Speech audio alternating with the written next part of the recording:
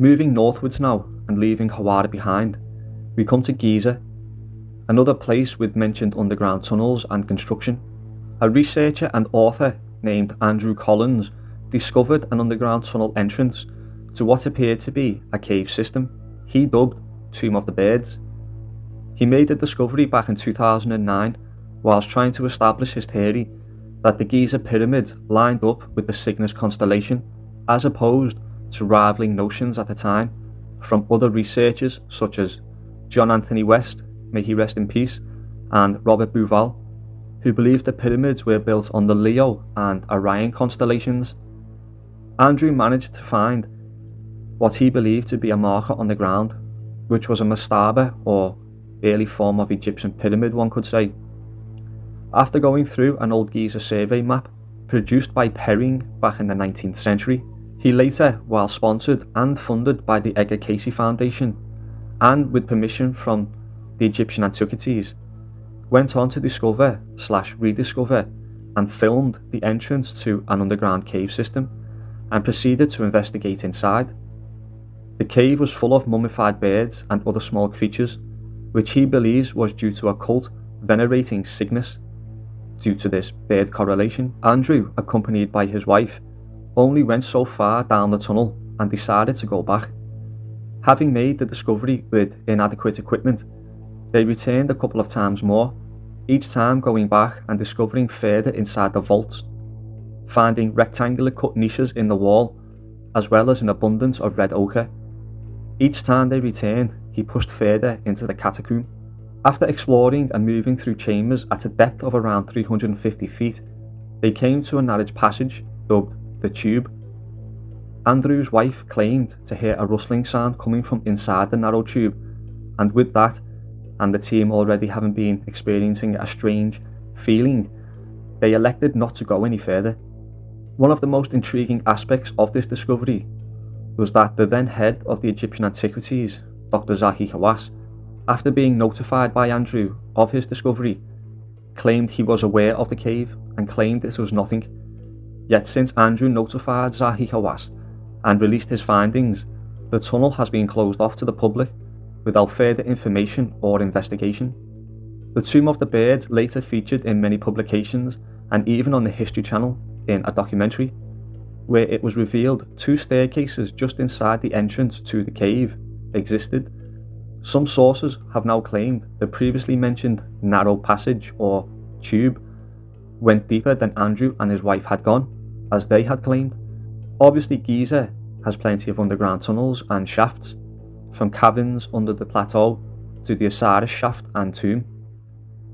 But Gebel Gibleh, a mound or raised elevation at the south end of the plateau, means the southernmost, also meaning to fire, or as the natives told Andrew, the first place or the place of the beginning. The Egyptian creation story and the Nubians to the south starts with water and a mound of earth, which I found interesting. The Egyptians also believed the souls of the dead had to battle their way through the 12 chambers of hell, overcoming demons and monsters, crossing over lakes of fire, and finding their way past gates guarded by fire-breathing serpents, which made me think of the passages from Herodotus speaking of the tombs of the 12 kings at the Labyrinth. So here we have some references to the number 12. The number 12, as I say, may be significant as we started this investigation with the alleged 12 kings. Leonardo da Vinci, in his painting of the Last Supper, seemingly depicts the 12 constellations of the zodiac, along with the 12 disciples and Jesus. The repetition of the number 12 with the zodiac constellations all over the world also, and how each culture came to have calendars and cycles revolving around them and the equinoxes, is a mysterious connection. The number 12 appears a lot in the Bible also, long believed to be the westernized version of allegorical references to the Emerald Tablets, some say. The examples follow. Revelation 21:16, 17. The New Jerusalem, which is made in heaven and brought to the earth by God himself, contains 12 gates made of pearl, that are each manned by an angel, 12,000 from each tribe of Israel, 144,000 in total, will receive salvation during the end times and great tribulation. That was Revelation 7.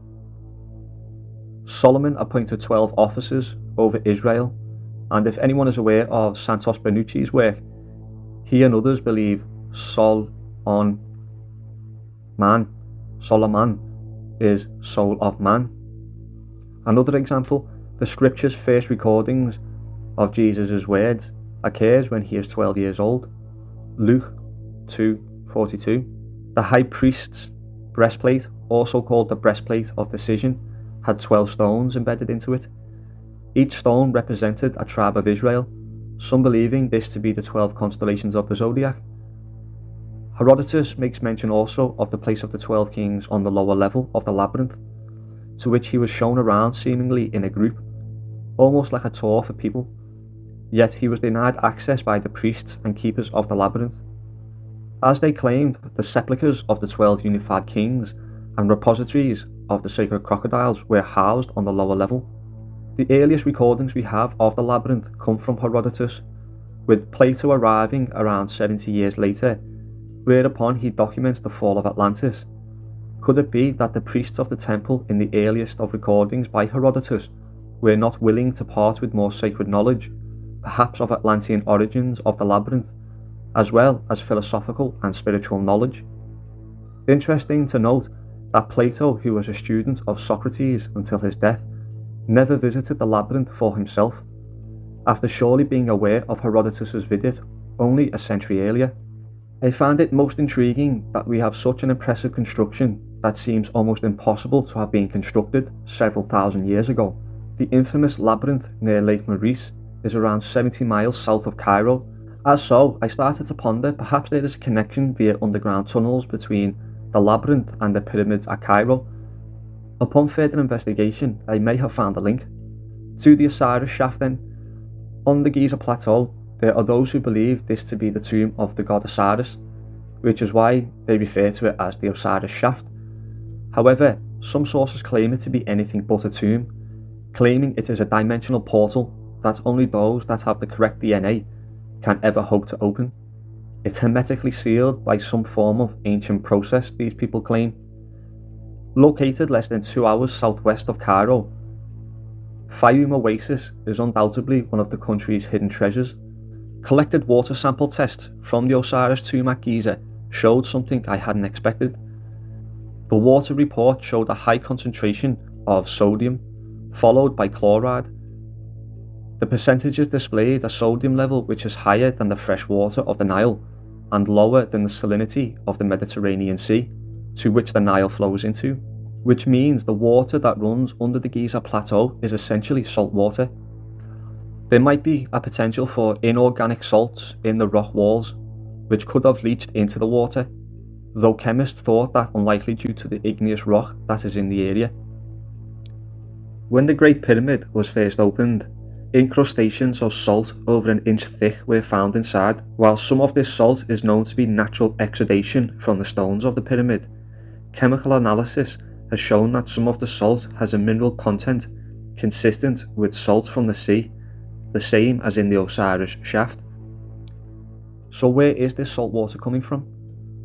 Well, the only known saltwater lake in Egypt is in fact Lake Maurice, which as said is around 50 miles southwest of Cairo.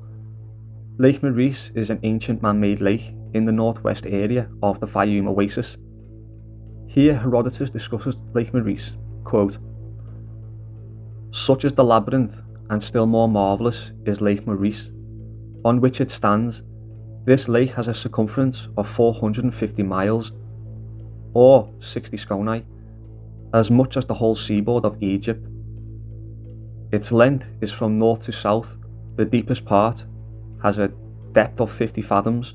That it has been dug out by man, and made by man's hand, the lake shows for itself, for almost in the middle of it stands 2 pyramids, so built that 50 fathoms of each are above and 50 fathoms below the water.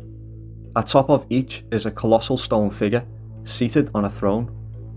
Thus these pyramids are 100 fathoms high, and the 100 fathoms equal a furlong or 600 feet, the fathom measuring 6 feet or 4 cubits. The water of the lake is not natural, for the country here is exceedingly arid, but brought by a channel from the Nile. 6 months it flows into the lake, and 6 back into the river. From the 6 months that it flows out of the lake, the daily take of fish brings a silver talent into the royal treasury, and 20 minae for each day that it flows into the lake. Furthermore, the natives said that this lake drains underground into the Libyan citrus, and extends under the mountains that were above Memphis. Having the inland country on its west, when I could not see anywhere the earth taken from the digging of this lake, since this was curious to me, I asked those who lived nearest the lake where the stuff was that had been dug out. They told me where it had been carried, and I readily believed them, for I had heard of a similar thing happening in the Assyrian city of Ninus. Sardanapalus, king of Ninus, had great wealth, which he kept in an underground treasury. Some thieves plotted to carry it off, so they surveyed the land and dug a course underground from their own house to the palace, carrying the earth taken out of the passage dug by night to the Tigris river, which runs past Ninus, until at last they accomplished their end. This, I was told, had happened when the Egyptian lake was dug, except that the work went on by night. This, I was told, had happened when the Egyptian lake was dug, except that the work went on not by night, but by day. The Egyptians bore the earth dug out by them to the Nile, to be caught and scattered, as was to be expected by the river. Thus, this is how the lake is said to have been dug." Unquote. Is this salt water proof of an underground connection between Lake Maurice and the Labyrinth of antiquity directly to the Giza Plateau? Perhaps the salt water found in the Osiris tomb is deposits from tunnels that was designed to run salt water from Lake Maurice to the Giza Plateau, and even potentially to provide water to flow underneath the pyramids. Unfortunately, I cannot give an answer on that, and we will just have to wait for more archaeological research to be done on these areas. But the ancient structure of the labyrinth and underground tunnel systems are there to be seen, and do match the descriptions laid down by the historians of yesteryear. I understand people waited a while for this video, and there was a lot of stuff I actually removed. I actually put a lot of esoteric information into it relating to the Emerald Tablets, Amenti, and the underground shafts that were supposed to have been blasted there, and a lot of other nuanced, new age stuff, if you will. So I tried to stay away from that. I wanted to make this about the labyrinth, about the fact that there's a number of physical references and people who visited the labyrinth. We have the features on the ground, there's excavations taking place, and there's archaeological surveys taking place. So, as I say, I just hope someday in the future the water table can be addressed, be able to pump the water out of there. At the moment, it seems like it could be a case of that place, Oak Island over in America, the Templar's treasure that they never going to find, because every time they pump water out, water comes in.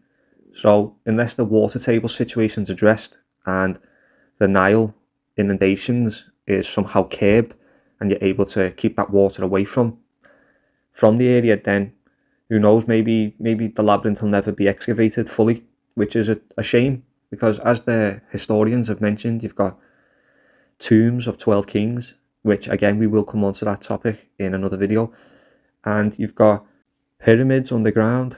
The two massive pyramids that were supposed to be situated in Lake Maurice have mysteriously disappeared, yet the two colossi statues that were supposed to be seated on top of these pyramids, you can actually find there is two colossi statues that look very, very ancient, just sitting in the desert in Egypt. Very close, in fact, right on the edge of Lake Maurice. And I'll put a photograph right now to show people the images I'm talking about. And I can't help but cast my mind back and think, were these once situated on top of those pyramids? But who knows? And like I say, maybe the underground passages led off to who knows where. And with that said, thanks for stopping by. Don't forget to hit the like button, and I'll catch you in the next video. Peace.